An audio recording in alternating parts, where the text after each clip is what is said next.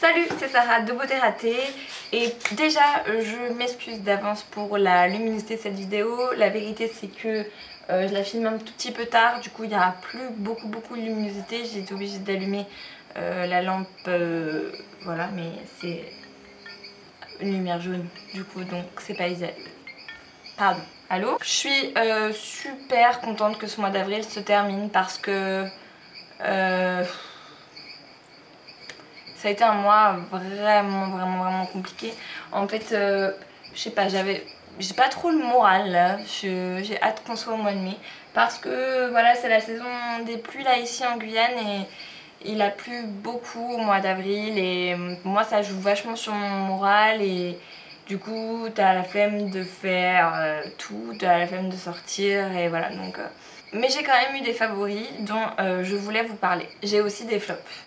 Donc la première chose, c'est un fond de teint que j'ai acheté aux États-Unis et c'est le fond de teint Immaculate de Hourglass. En fait, je cherchais un nouveau fond de teint. Le mec de chez Sephora là-bas m'a complètement vendu celui-là, me l'a appliqué sur la peau et m'a dit que j'étais so gorgeous avec. Donc je l'ai acheté. Je pense qu'il coûte quand même assez cher. Enfin, c'est un fond de teint qui coûte assez cher, je me souviens plus, mais à peu près 50 $, je dirais, quand même. Mais écoutez, c'est une tuerie. Alors ils disent Liquid Powder Foundation. En fait, il est liquide mais assez pâteux quand même, avec une couvrance qui est assez importante. Et on a l'impression, en l'appliquant, que ça, il n'y a aucune matière sur la peau. On a l'impression qu'il s'échappe en fait au moment du passage. Il s'envole, il s'évapore, alors que vous avez une couvrance qui est hyper importante. C'est toi qui as pété? Parce que... Donc fini mat non gras, c'est tout à fait ça. Le fini est complètement mat, il n'y a pas du tout de glowy. Cependant ça fait pas mat plâtre, ça laisse quand même un côté assez naturel et vivant à la peau, je trouve. Ah oui, il paraît qu'il a des notions de soin qui fait du bien en plus de vous maquiller. Il fait aussi du bien à votre peau, soi-disant. Bon après ça c'est... j'en doute pas, à Hourglass il y a certainement plein de bonnes choses dedans, vu le prix qu'il a coûté. Et la teinte c'est Golden. Écoutez, j'ai pas du tout regardé la teinte qu'il me donnait. Il m'a appliqué une teinte qui était... ma foi parfaite sur le moment. Bon, j'étais assez bronzée quand même à la fin des vacances, mais en fait Golden c'est quand même un peu foncé et au final bah vous voyez c'est ce que j'ai là, ça match complètement avec mon corps parce que là encore je suis un petit peu plus bronzée que la normale, mais tant mieux. On passe de suite pour les yeux avec une palette dont je pense que vous commencez à en avoir marre de la voir un petit peu partout. C'est la Gwen Stefani d'Urban Decay. C'est bien simple, je me suis maquillée tous les jours avec. Je me suis encore maquillée avec aujourd'hui. Le tuto arrive, d'accord? Je l'ai filmé, ok? Mais c'est bien simple, cette palette, c'est une tuerie, voilà. Le seul défaut que je lui trouve, c'est qu'il n'y a pas de fard mat cher. Vous savez que moi j'aime les fards mat cher. Là il n'y en a pas, donc je trouve ça un petit peu décevant pour ça. Mais sinon, les couleurs, il y a du mat magique, il y a des couleurs un petit peu funky avec qui vraiment on peut beaucoup s'amuser. Et puis il y a des couleurs irisées mais à tomber par terre, là, les clairs là irisés, mais enfin voilà. Donc moi je l'adore, je l'aime énormément et comme d'habitude Urban Decay a fait un travail de ouf avec les palettes. Voilà. J'ai commencé par le maquillage, tiens, ça me ressemble pas, c'est pas grave, on va faire comme ça.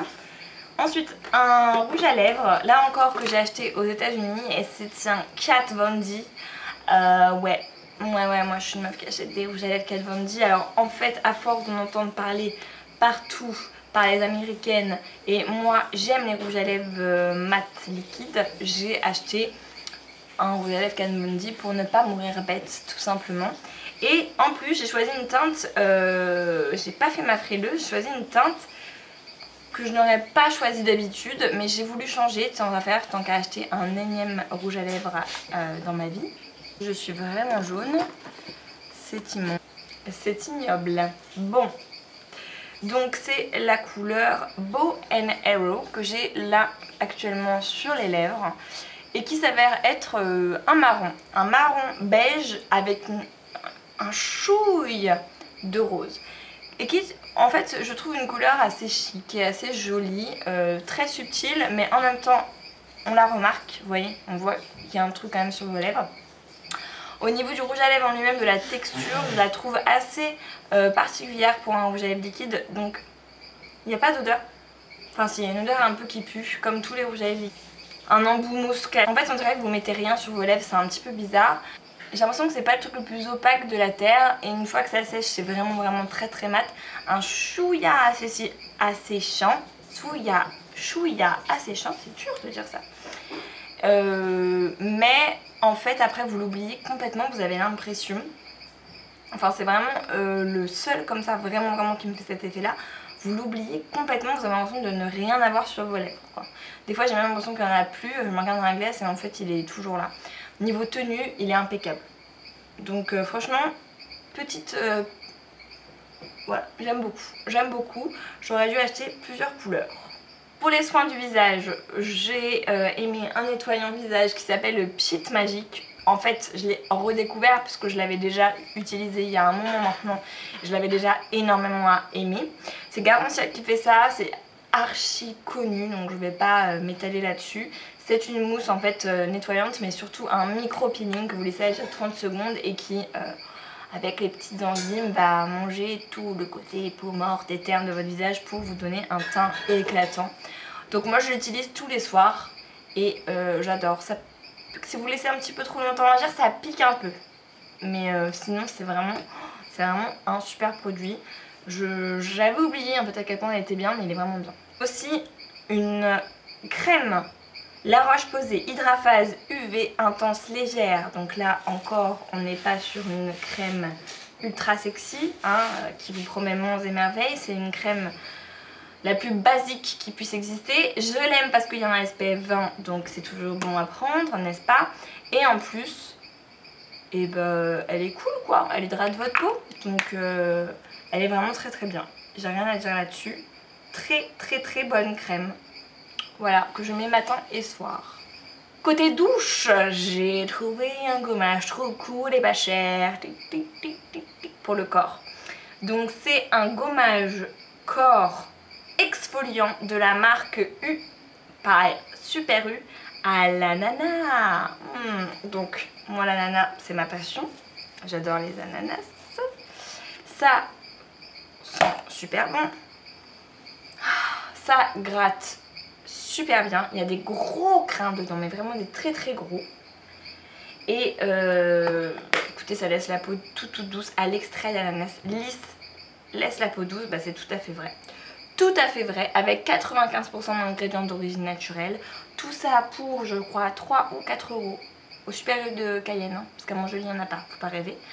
Mais voilà, génial. Je rachète plus. Et ensuite, on va passer à un accessoire beauté, en l'occurrence une brosse. Et c'est une brosse qu'on m'a offert pour mon anniversaire et qui est de la marque Pylone. Je crois que c'est bien ça. Vous savez, la boutique où il y a plein d'objets un petit peu farfelus.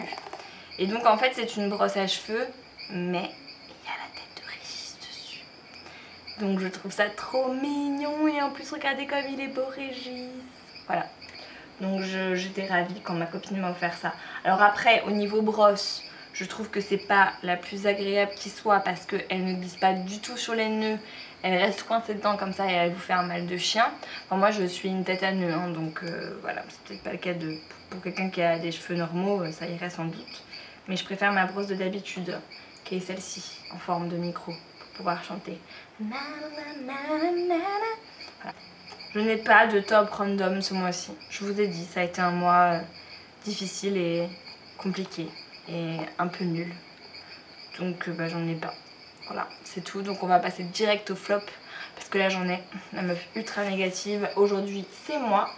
Donc on va commencer par un flop en termes de soins.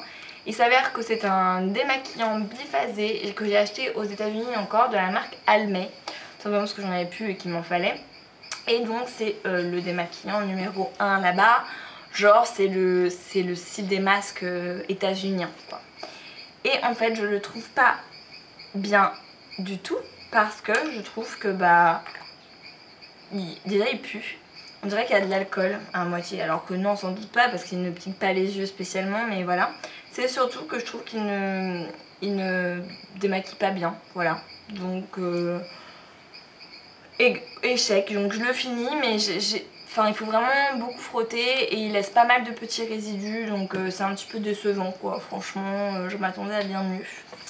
Et ensuite, sur un autre flop, en fait c'est un flop depuis très très longtemps. Et je me suis rendu compte tout à l'heure que je vous en avais jamais parlé, alors que c'est quand même important. C'est une colle à fossiles, et en l'occurrence c'est la fameuse Duo adhésive que vous pouvez trouver chez MAC notamment, ou dans plein d'autres revendeurs, mais bon bref. Et donc c'est la blanche, mais j'imagine que la noire est aussi nulle, donc qui devient soi-disant transparente. Moi je trouve que ça devient jamais complètement transparent.